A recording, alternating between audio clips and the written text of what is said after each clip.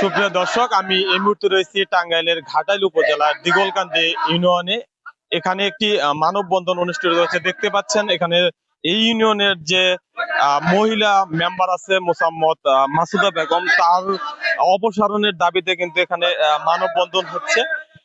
উনি কিন্তু এই ইউনিয়নের 4, 5 এবং 6 নং ওয়ার্ডের মেম্বার, কিন্তু ওনার বিরুদ্ধে এই ওয়ার্ডের যে 4, 5, 6 নং ওয়ার্ডের যে জনসাধারণ রয়েছে তারা কিন্তু বিভিন্ন অভিযোগ তুলেছেন যে তিনি প্রতিবন্ধীর যে কার্ড রয়েছে, বয়স্ক ভাতার কার্ড রয়েছে, সেগুলো তিনি অনিয়মের মাধ্যমে টাকার বিনিময়ে কিন্তু সেগুলা জনসাধারণের মাঝে দেন, এবং কি তিনি সবকিছুই তার স্বজন প্রীতি করেন, যেটি এখানকার মানুষ যেটি জানিয়েছেন। আমি এখানকার জনগণ যারা আছে তাদের সাথে কথা বলে যেটি জানতে পেরেছি, তারা কিন্তু এখানে এই তার অপসারণ চাচ্ছে, যাতে তার বহিষ্কার চাচ্ছে, এই তার মেম্বার পদটি যাতে আর না থাকে। তো আমি এখানে একটু কথা বলতে চেষ্টা করব যে এর বিরুদ্ধে আসলে আপনাদের অভিযোগটা কি? আমাদের অভিযোগ, আমি একজন 24শে জুলাই যোদ্ধা, আগস্টের 6 নং দিগলকান্দিনের জুলাই যোদ্ধা বিপ্লবী।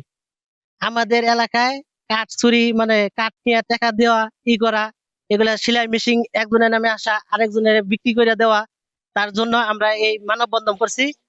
গ্রামের মানুষের হুমকি দামকি দেওয়া, ডিবি দিয়ে র্যাব দিয়ে ধরে বিচারও করা, তার জন্য আমরা গ্রামবাসী মিলা এই মানববন্ধনটা করতেছি। তার জন্য আমরা এই বহিষ্কারটা চাচ্ছি।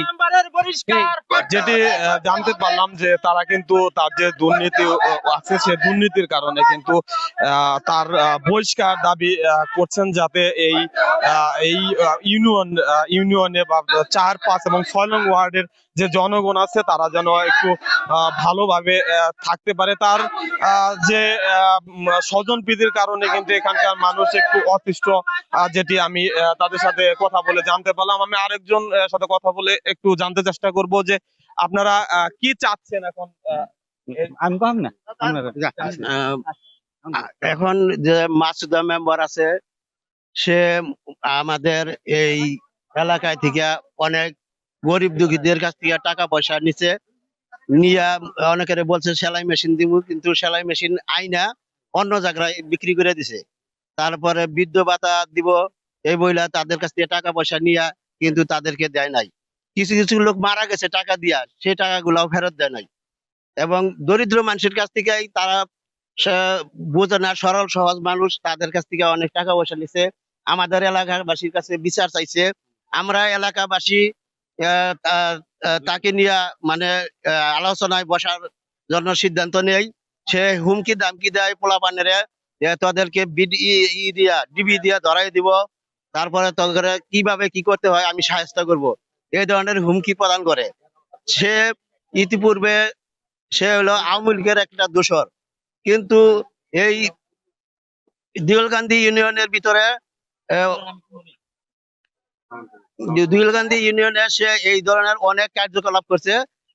এইগুলা আমাদের কাছে সবকিছু ডকুমেন্ট আছে, আমরা চাইলে আমরা দিতে পারবো। যেটি বুঝতে পারলাম যে উনি কিন্তু এর আগে আওয়ামী লীগের সাথে সম্পৃক্ত ছিল, আওয়ামী লীগের রাজনীতির সাথে সম্পৃক্ত ছিল। তো সে কিন্তু স্বজন প্রীতি করে, এবং কি তার যে ক্ষমতার কারণে কিন্তু সে অনেক এলাকাবাসীর কিন্তু অনেক অস্বস্তিতে রাখছে, যেটা আমি বুঝতে পারছি। আমি আরেকটা ভাইয়ের সাথে কি চাচ্ছেন? জি, ধন্যবাদ আপনাকে। আপনারা দেখতে পাচ্ছেন যে আমাদের এই মানববন্ধন থেকে আপনারা এখানে প্রমাণিত হয় যে আপনারা দেখতে পাচ্ছেন এখানে অসংখ্য মানুষের জমায়েত হয়েছে। এখানে আমরা এলাকাবাসী এবং 4, 5, 6 নং ওয়ার্ডের যারা আছেন সর্বস্তরের জনগণ এখানে জমায়েত হয়েছে। তার বিভিন্ন প্রকার অনিয়ম এবং দুর্নীতির এখানে প্রতিচ্ছবি উঠে এসেছে, এবং কি তার মধ্যে সে বিভিন্ন তার যে কার্যকলাপ সেখান থেকে আমাদের সমাজবাসী অনেক অসন্তুষ্ট, এবং কি আমাদের সমাজবাসী এবং কি আমাদের যে লোকজন আছে তাদের সব সময় তাদেরকে ওয়ার্ডবাসীকে সব সময় তারা হুমকির মুখে রাখে, এবং কি সে একজন স্বৈরাচারের দূষর, এবং সে তার ওই স্বৈরাচারের দূষরের প্রভাব খাটিয়ে আমাদের উপর বিরূপ আচরণ করে, এবং কি আমাদের যে হুমকি দেয়, এবং ইউনিয়ন পর্যায়ের যে আমাদের ওয়ার্ডের যে উন্নয়নমূলক কাজের যে সব প্রকল্পে আসে সেগুলা এই প্রকল্পের মধ্যে থেকে আমাদের সে এগুলা বিভিন্ন ভাবে সে আত্মসাৎ করে নেয়, যার কারণে আমাদের ওয়ার্ডের বা সমাজের কোনো এখন পর্যন্ত উন্নতি সাধন হচ্ছে না। আর উনি যদি অব্যাহতি থাকে তাহলে আমাদের এই এলাকার আমাদের যে উন্নয়নমূলক কাজগুলা সেগুলো আমাদের জন্য হওয়ার খুব সংকট হয়ে যাবে। এই জন্য আমরা এলাকায় উন্নয়নমূলক কাজ করতে চাই, এবং কি আমাদের এই বাংলায় কোনো দুর্নীতিবাজ এবং কি কোনো স্বৈরাচার শাসকের যে দূষর বা যারা এখানে আছে তাদেরকে আমরা এখানে ঠাঁই দিব না। আমরা সব সময় চাবো যে আমাদের সমাজটা সুন্দর হোক এবং সুন্দরভাবে চলবে, এবং কি আমরা সমাজকে এগিয়ে নিয়ে যাওয়ার জন্য যতটুকু পরিশ্রম করা দরকার আমরা আছি এবং করব। আমাদের দাবি এখন তাকে বহিষ্কার করা, এবং কি তাকে বহিষ্কার করতে হবে, না হলে আমরা এখানে আজকে ইউনিয়ন পর্যায়ে মানববন্ধন করেছি। যদি এটা আমাদের বহিষ্কার যদি 24 ঘন্টার মধ্যে যদি এটার কোনো সিদ্ধান্ত না হয়, আমরা এরপরে যাব ইউনিয়ন পর্যায়ের কাছে। সেখানে যদি না হয় আমরা যাবো ডিসি অফিসের কাছে, এবং কি আমরা এই ইউনিয়ন পরিষদ ঘেরাওয়ের একটা কর্মসূচি পালন করব। যদি অতি দ্রুত এটা যদি কোনো পদক্ষেপ না হয়, আমরা এই ইউনিয়ন পর্যায়ে আমরা ঘেরাওয়ের একটা কর্মসূচি জানাবো। এই জন্য আমরা ঊর্ধ্বতন কর্মকর্তা যারা আছে তাদেরকে বিশেষভাবে অনুরোধ করছি যত দ্রুত সম্ভব এটা আমাদের বহিষ্কার করে আমাদের সমাজের মাধ্যমে একটা শান্তি এবং শৃঙ্খলা ফিরিয়ে আনবেন। ধন্যবাদ আপনাকে। যেটুকু শুনতে পারলাম যে আপনি তারা যেটি জানাচ্ছে যে তার যে দুর্নীতি বা দুর্নীতির যে নানান অভিযোগ তার কারণে কিন্তু তারা এই মানববন্ধনটি করছেন, এবং এই মানববন্ধনের ফলে কিন্তু এর মাধ্যমে কিন্তু এই 6 নং দিগলকান্দি ইউনিয়নের যে মেম্বার রয়েছে মোসাম্মদ মাসুদা বেগম, তিনি এর আগে আওয়ামী লীগের রাজনীতির সাথে জড়িত ছিলেন, এবং তার নানা অনিয়মের কারণে কিন্তু এলাকাবাসী অতিষ্ঠ হয়ে কিন্তু তারা এই মানববন্ধনটি করছেন। এবং 4, 5, 6 নং ওয়ার্ডের যে সর্বস্তরের যে জনগণ রয়েছে তারা কিন্তু চাচ্ছেন যে তাকে অপসারণ করা হোক, যাতে এই সরকারের যে উন্নয়নমূলক কর্মকাণ্ডগুলো রয়েছে সেই উন্নয়নমূলক কর্মকাণ্ডগুলো যাতে সুন্দরভাবে করতে পারে। এই সরকার যাতে ফ্যাসিস্ট সরকারের যে দোসর রয়েছে তাদের মাধ্যমে কাজ কামে কোনো বিঘ্ন না ঘটে।